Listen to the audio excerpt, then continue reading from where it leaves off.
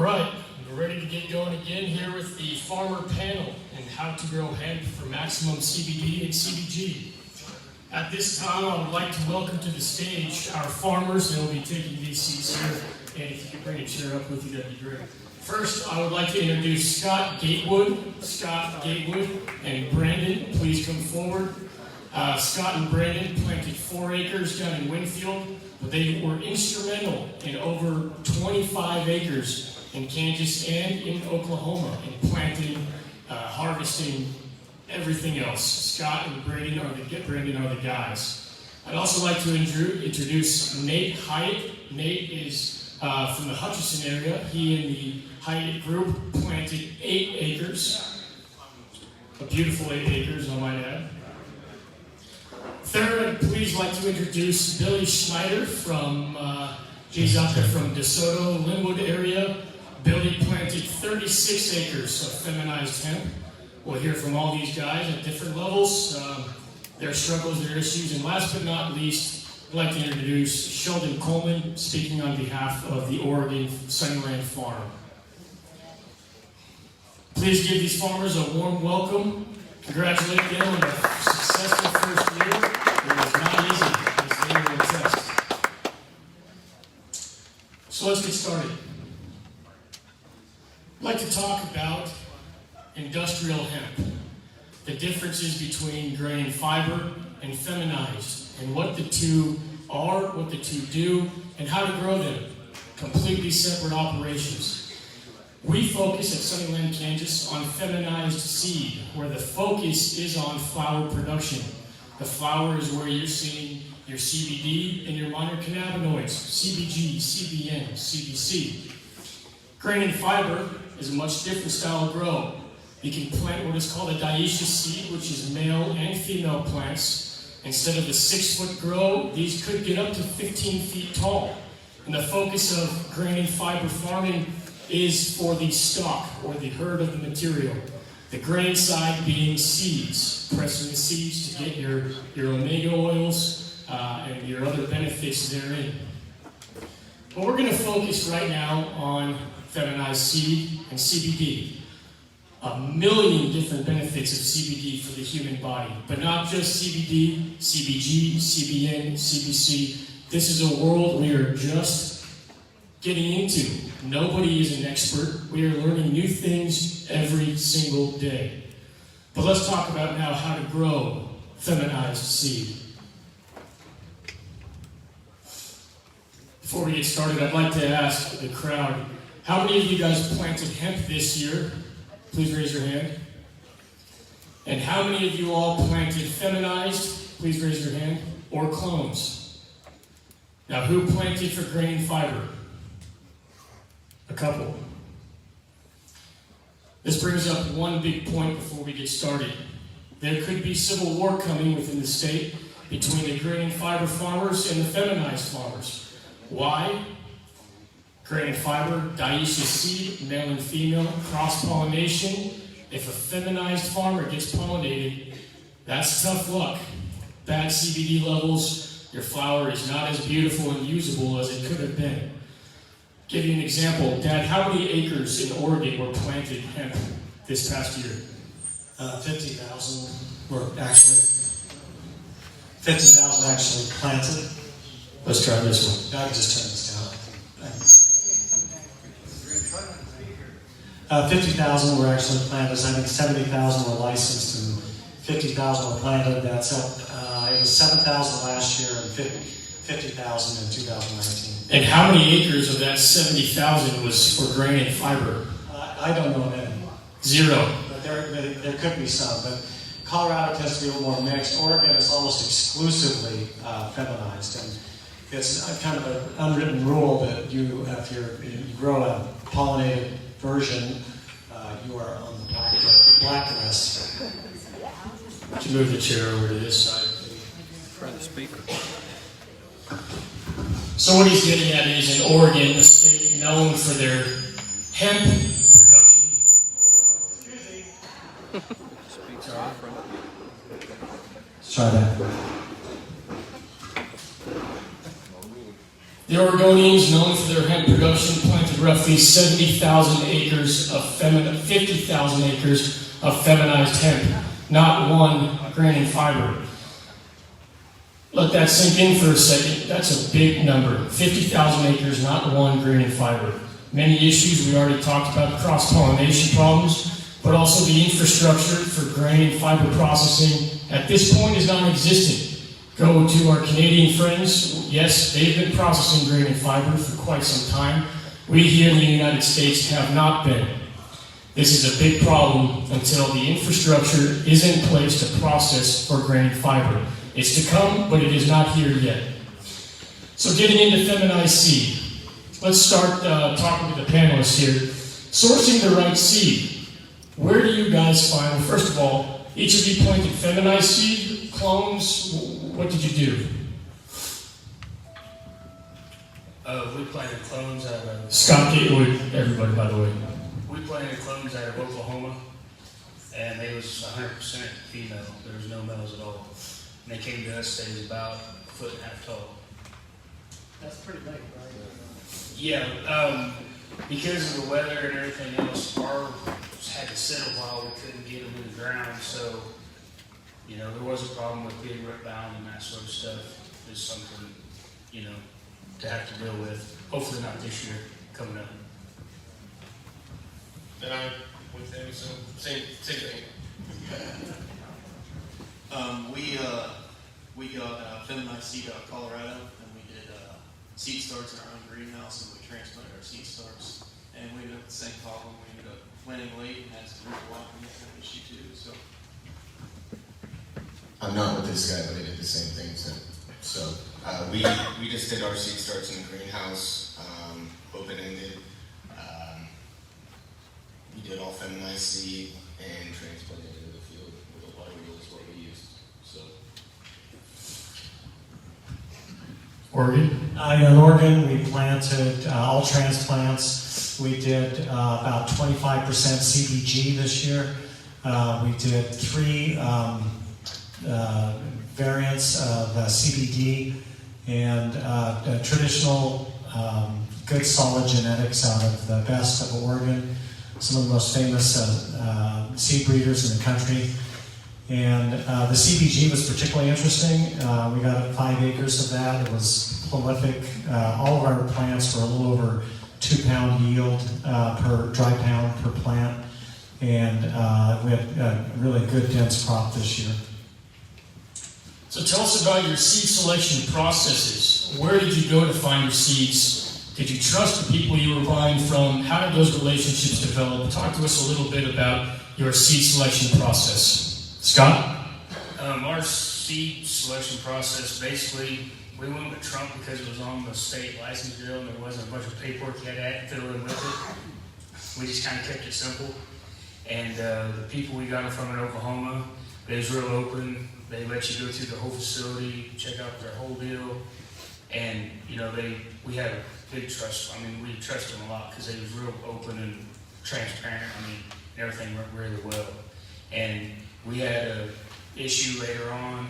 They came right out, helped us out, and did everything they could. I mean, but the seeds, clones, starts, whatever you do, that's the whole start of it, and that's where you'll make it or break it. You know, essentially. So we ended up meeting this guy through different connections in the hemp industry.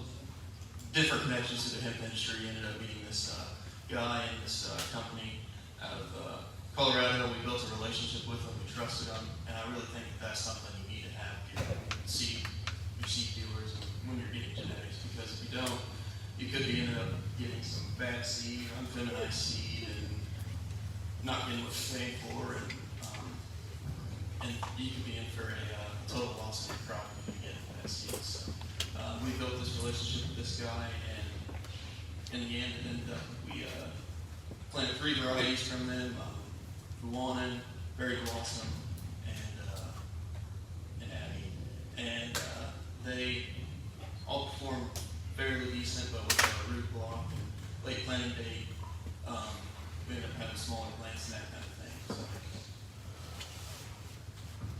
We kind of built a relationship with one of our friends out of Oregon who farms. He's involved with several hundred acres out there, so we kind of used his advice. Went to the guys that he said to go to, just kind of vetted and made sure that we were getting what we said we were supposed to be getting. Big thing there is making sure that all that paperwork comes correct with your seed. You don't want some guy to show up with a Ziploc full of seeds or something like that. You want to make sure that everything's kosher. And really, really, really making sure that you're getting a feminized seed. I know guys that thought they were getting a feminized seed, and they're not. I mean, they just didn't. So 40 plus acres of unfeminized seed, now you're 2 miles from your buddy growing feminized. So that creates an issue around farmers. So we just made sure that we had boots on the ground inside the facility. We knew what it looked like. We knew where everything was coming from. We saw the plants that they were coming from for uniformity and things like that. But that's what we did. We just chose to go with somebody that we trusted and made sure that we actually got to see what was going on at the facility as well. So there are, in terms of breeders around the country, there's really only a handful that really have the credentials. There's an awful lot of hustle out there because seeds can be very valuable, and so you get these bags of mixed seeds from somebody who really doesn't know. And like you said, it can be a full mix of male-female, and I hear the stories all around Kansas. We worked last year heavily with Oregon CBD, who is one of the most famous breeders in the country, and we ran two of their CBD and also their CBG. And the CBG tends to have a little bit more hermaphrodites, and it's going to be a little trickier, but it's a much higher value crop. This year, Oregon CBD, one of the biggest in the country, eliminated their CBD seeds. They may still sell them in some limited fashion because their ratios are roughly 25 to 1, and they have a hard time with the Oregon CBD seeds getting to 30 to 1. And so you're going to end up with a lot lower CBD content output from them, and they've gone exclusively to CBG. So one of the biggest in the country, one of the most advanced geneticists in the country, moving out of CBD and into CBG. So just a note, we'll be talking more about CBG, I think, through the day tonight. On that note, the USDA, as I'm sure you all are aware, came out with their final interim rule, which says and states that your hemp crop can not exceed a total THC of 0.3%. That's not Delta 9, that is your total THC, which is an equation using the THCA multiplied by 0.877 plus the THC. That gives you your total potential Delta 9 THC or your total THC. A lot of these seed distributors are veering away from their CBD production, as Sheldon just mentioned, and that is because you cannot really guarantee with all of these CBD varieties that they will come in under 0.3. A lot of COAs, Oklahoma, Colorado, or Missouri, that originally looked at the Delta 9 alone, you can exceed a 0.3 total THC just so long as your Delta 9 is below. With the new USDA interim rule, that no longer applies. So keep an eye out and make sure when you're buying your seeds, your total THC is below 0.3. So that leads us into COAs. COAs and state compliance. You guys, what are some of the most important things you look at when you receive a COA? And by the way, a COA is a certificate of analysis. This comes from a lab where they run tests on the mothers of your CBD plants. Wherever your seed is coming from, the COA will give you a full cannabinoid breakdown that you have to look at. So talk to us a little bit about COAs. Were the COAs that these distributors provided you, were they accurate? Did you see the CBD levels and the THC levels that were listed, or was there some room for error? One thing we always look on COAs. If you guys, a lot of people are existing farmers. The ratio is the big number, and the CBD to THC content ratio, and 25 to 35 to 1. If you're 25 to 1, 0.3, you're not going to want to push your THC to 0.3. You're going to want to be 0.25, 0.27. Then just take that times 25 to 1. You're going to be in the 6% CBD range. So it really is going to be a limiter. We operate in Oregon under the Delta 9 rules, so we were running 12 to 15% on our CBD levels the last couple of years, and that was gravy train. But so at 25 to 1, you're really going to be, you have to watch your harvest time really closely. 35 to 1, if you can farm to 35 to 1, you can make a pretty valuable CBD crop. You got to have COAs that show that you can get close to, on a regular basis, 30 to 1, and then use good farming SOPs and get up closer to 35. I've heard of 40 to 1.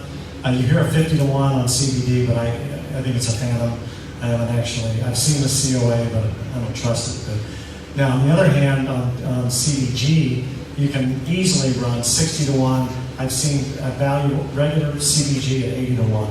So you can get 15 to 20% CBG and still be at 0.2 THC. That number was 80 to 1. On the ratio on CBG, so 80 to 1. So CBG will not go hot. Well, you can make it hot if you really push it, but I mean, under normal farming practices, CBG is a really safe crop, but it is a little more fragile crop. And I'd like to say our COA was pretty close to what we was growing, but what it saved us is, because ours could just go hot like a lot of other people grow. We did third-party testing when we was putting fertilizer on, just so we could, when we was flowering, just so we could protect ourselves and watch, what we was doing, so we know next year, our fertilizer we can pinpoint even more precise, put more or less, or to make the flowers as big as it can. But yes. Yeah, before the state, and that way, if something happens, you have something, the state doesn't recognize it, but you have something to fall back on, basically to say, okay, well, something's going on, we need to have more testing, like if the state, something happens with the state. The thing that I think I noticed the most was we talk about how this is the Wild West right now. If it seems too good to be true, it's probably not. I think we've all seen, walking into this industry, we've all seen, we can make 15% CBD. Well, it's not true. It's, the ratio on those things is way too low, and you're going to be way too far above what our allowed THC is. Yeah, on our COA, we're pretty close to the ratio. I mean, the COA, we would have 9.5% or something like that, CBD, 70.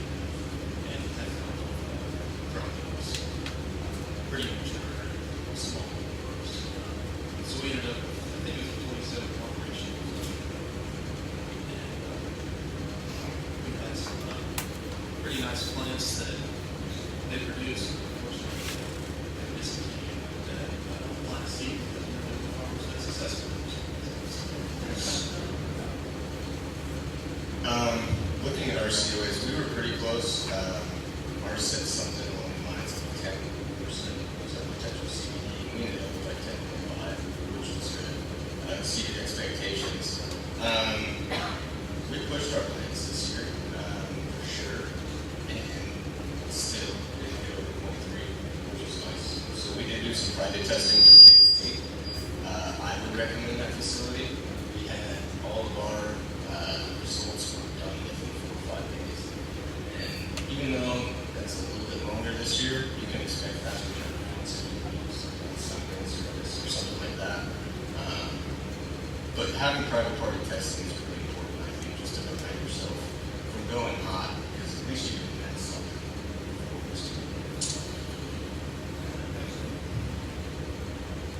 I'm sure you all know this, but the ratios tend to stay the same from early in plant life until all the way through. So when you test early and test often, the ratios tend to get established and they tend to hold true. So if you do these pre-harvest tests with us, with our equipment, or you go to, you can ship off to places, you can ship samples. Pro Verde is a really good one in Massachusetts, a really highly calibrated outfit. You can research those, but if you start testing early, you know that your ratio kind of locks in, so then you can know, okay, I can just keep pushing it until I make sure I can maximize underneath the 0.3. but the ratio really stays the same throughout plant life, so you can test early and test often. So just a few key points: trust and communication, transparency is huge. Make sure you develop a rapport and a relationship with your seed distributor. You'll know where they live if something goes wrong. Now let's talk a little bit about... Did you mention Sunnyland, Kansas has got some great seed varieties coming up? Not yet, but we'll get there. Okay. Let's talk a little bit, guys, about seed transplants, clones, seedlings, direct seed. Let's talk about prices, first and foremost.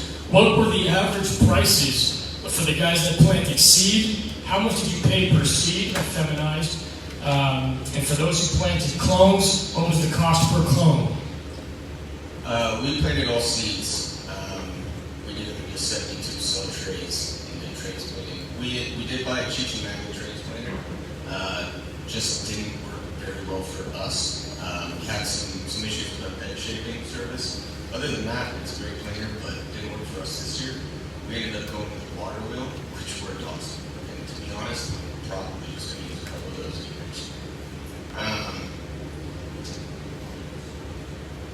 Just cost of the seed. So cost for us, we were about 82 cents a seed for most of them.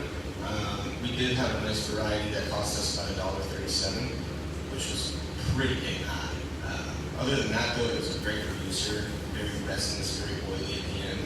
I think 11,000 pounds that got processed, and we ended up with like 513 liters of fruit out of 11,000 pounds, which is a pretty good yield, considering that we didn't actually get planted until July 20th.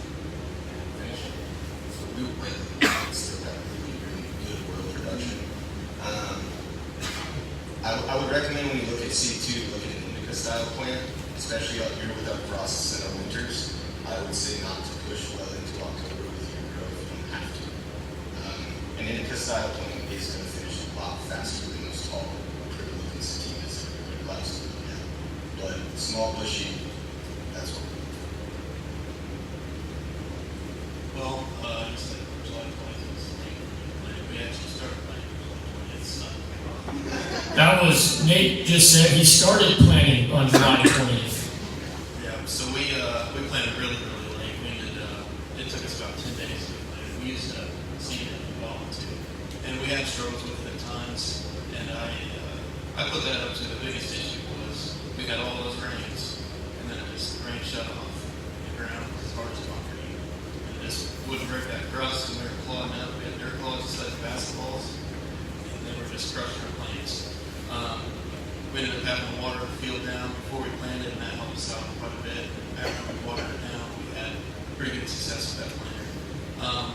We ended up paying 84 cents a seed for all the stuff that we bought, and that was for all three varieties. So we'll come over with all varieties. What varieties were they? Buonin, Berry Blossom, and Abby.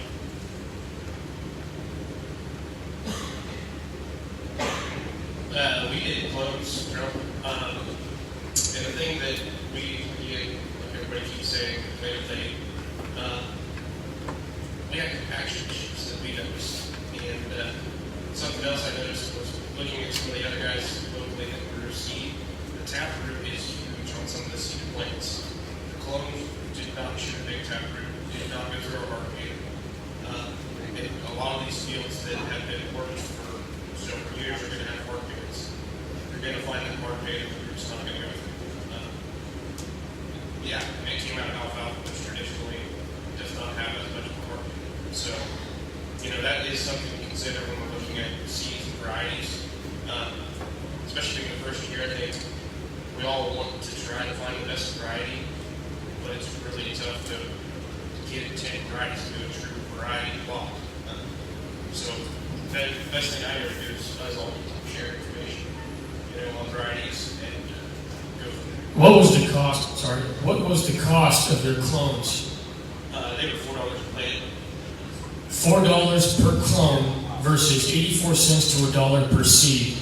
And they just mentioned that the seed gives your plant an opportunity to develop the taproot. Clones, not so much. Shallow taproot, limited root system, which actually grows more horizontally than it does vertically. So 2 very important pieces right there. Watch out for clones, especially in the state of Kansas. And clones do like their water more than the seedlings. We had good luck, none of ours blew over, but yeah, there's some people that heard that they did have a problem.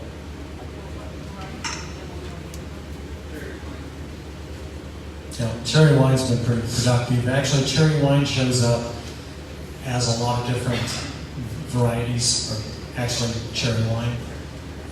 Cherry wine's a real key source. A company called HGH, a guy named Bodie in Colorado, is actually the start of cherry wine, but he couldn't claim it. It got the patented breeder status got away from Bodie. And so cherry wine got out into distribution. You'll see a lot of different cherry wines, but a lot of the other strains you see are actually cherry wine in the background. They call them and try and brand them differently. There's a huge program going on right now in trying to trademark brand names. And so the old names have gotten away from the breeders and they can't trademark them. Like cherry wine has become a standard, kind of an generic type of brand. So what they're doing is they're crossing these seeds, and you'll see cherry wine crossed. Actually, we have a cherry wine cross that with a Trump T1 that will have an all-new name called Plain Jane. And so these new trademark names, you're going to see a lot of proliferation of crosses of traditional cherry wine, cherry blossom, berry blossom. You're going to see a lot of crosses of these with brand new names that companies trying to trademark and protect them. It's a big new trend in seed production. We also, we transplanted, we like the taproot, it drives straight down. Oregon, Southern Oregon has winds like Kansas. Anybody that did transplants, they literally blew out of the field on the big winds. And I mean, and you guys are lucky. Did you mean clones? I mean clones. The clones blew out of the field, and you guys didn't really happen, but the transplants are more cost effective. They're a more stable plant. And we personally at Sunnyland, Kansas, we highly recommend transplants. We think that's really the best process. A good seed breeder, a good seed brand and genetic, and the transplant grow in 72 cell trays, get them about 5 inches, 6 inches high, get them in early, and we'll talk more about that in a minute. So a couple key takeaways here. Seed price between 80 cents and $1. Clone price $3 to $6, and start price, which is a seedling, is $2 to $2.50. So the clones are here at the most expensive with the least success. The seeds, if you buy the seed directly, it's cost efficient, especially if you start your seeds in your own greenhouse. You have the other option of buying a seedling, which is a seeded start from a greenhouse, and that those 2 recommendations, the seed itself or a transplant from a greenhouse, are the way to go when you're looking toward planting your 2020 hemp or 2021. The direct seed? We'll talk about direct seed. Direct seed's tough. It really is tough. We'll talk about direct seed here in a minute.